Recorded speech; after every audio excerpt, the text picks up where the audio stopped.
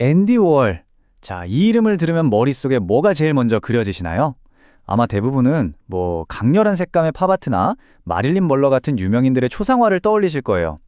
근데요, 오늘은 그 아주 유명한 이미지들 너머에 있는 우리가 잘 몰랐던 훨씬 더 복잡하고 또 여러 겹의 정체성을 가진 예술가 앤디 워홀의 진짜 모습을 한번 파헤쳐 보려고 합니다. 그렇죠. 바로 이겁니다. 캠벨 수프 캔. 20세기 미국 사회의 대량 생산, 또 소비 문화를 딱 한 장으로 보여주는 이미지죠. 그리고 이건 앤디 워홀 그 자체를 상징하는 너무나도 유명한 아이콘이 됐습니다.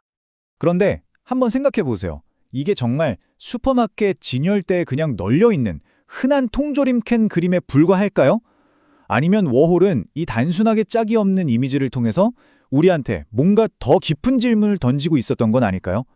워홀 본인도 이런 말을 직접 남겼어요. 나는 기계가 되고 싶다. 예술가의 어떤 감정이나 개성 이런 걸 드러내기보다는 아주 차갑고 인간미 없는 마치 공장에서 물건 찍어내는 기계 같은 태도를 보였죠. 이 한마디가 그의 대외적인 이미지를 완벽하게 보여주는 말입니다. 자, 그럼 이제 워홀의 예술 세계를, 아니 미술계 전체를 뒤흔들었던 또 다른 작품으로 한번 넘어가 볼게요.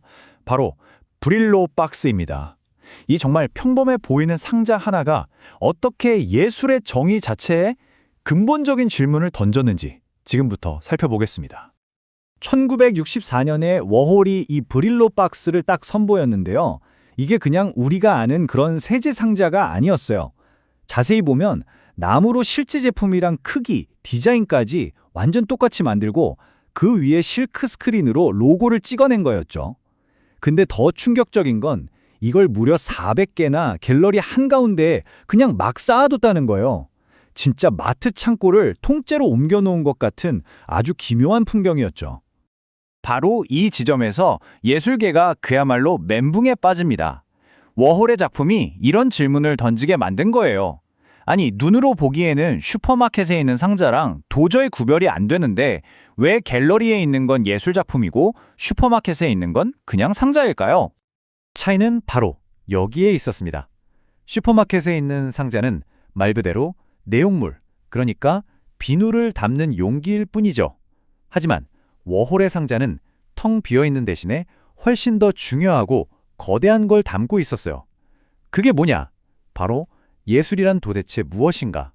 라는 이 질문, 그 자체였던 겁니다. 그래서 핵심은 바로 이겁니다. 워홀로 인해서 예술은 더 이상 아름다운 걸 보고 느끼고 감탄하는 그런 감각적인 경험에만 머무르지 않게 된 거죠. 대신에 무엇이 예술을 예술로 만드는가?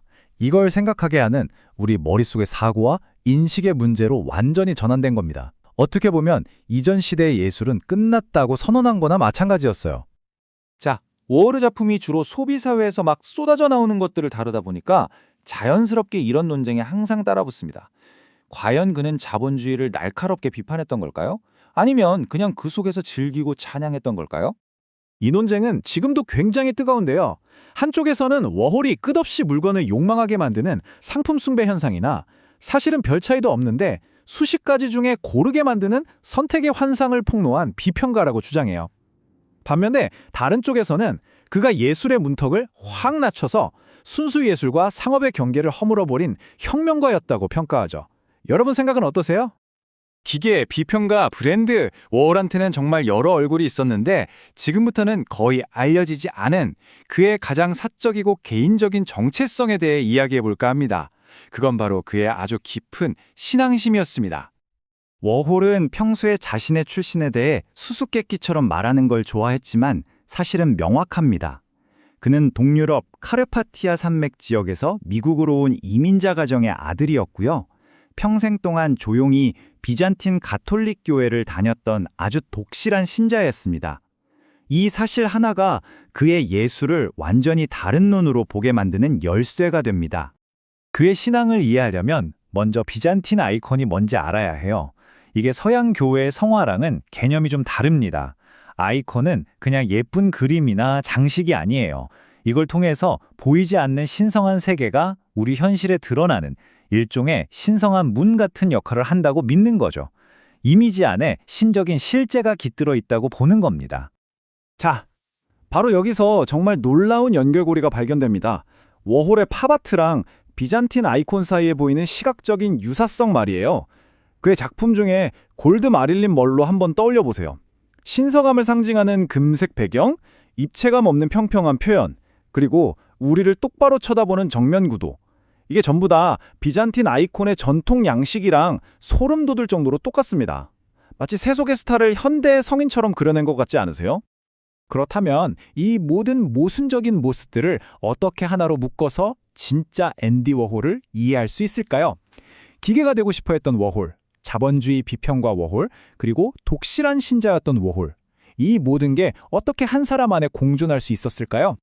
바로 이 워홀의 말이 중요한 실마리를 줍니다. 워홀 스스로도 알고 있었던 거예요. 사람들이 원하는 건 자신의 작품, 즉 복제된 상품 그 자체가 아니라 그 안에 깃든 뭔가 다른 것, 바로 자신의 아우라라는 걸요. 작품의 진짜 가치는 얼마든지 찍어낼 수 있는 이미지에 있는 게 아니라 바로 그 이미지를 선택하고 특별하게 만든 예술가 앤디 워홀 자신에게서 나온다는 뜻이죠. 결국 앤디 워홀을 한마디로 딱 정의할 수 있는 그런 인물이 아니었던 겁니다. 그는 기계가 되길 원했지만 동시에 누구보다 날카로운 사회 비평가였고요. 가장 세속적인 이미지를 다루면서도 그 누구보다 깊은 신앙심을 가졌고 결국 자기 자신을 최고의 브랜드로 만들어냈습니다. 그의 천재성은 바로 이 서로 부딪히는 모순과 긴장감 그 자체에 있었던 거죠. 워홀은 우리에게 길거리의 흔한 수프캔도 얼마든지 예술이 될 수 있다는 걸 보여줬습니다. 그렇다면 마지막으로 이런 질문을 던져봅니다.